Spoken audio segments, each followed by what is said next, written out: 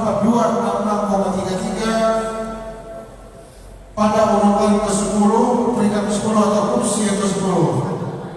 Selanjutnya 5 Partai Nasdem dengan jumlah suara sah 11792 dengan bilangan pembagi 3 dan urutan suara sah 3930,67 mendapatkan urutan ke-11, peringkat ke-11 atau kursi yang ke-11.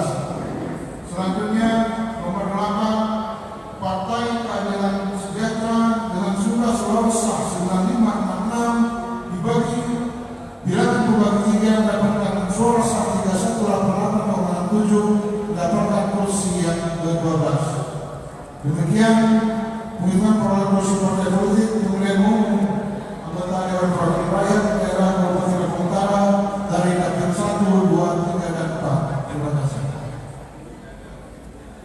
Baiklah teman-teman para saksi, Bawaslu, apakah hasil penghitungan ini untuk setiap partai politik di setiap dapil atau dapil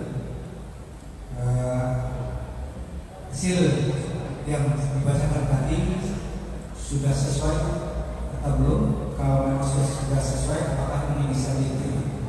Bagaimana? Bisa sesuai? Baik. Jadi ini bisa kita sahkan ya sebagai hasil perolehan kursi dari partai politik peserta pemilu tahun 2019 dari dapil 1, dapil 2, dapil 3, dan dapil 4. Dengan mengucap alhamdulillahirabbil alamin, perolehan kursi masing-masing partai politik dari dapil 1, 2, 3, dan 4 dalam pelaksanaan pemilu serentak 2019 di Kabupaten Lombok Utara dengan resmi saya dinyatakan sah.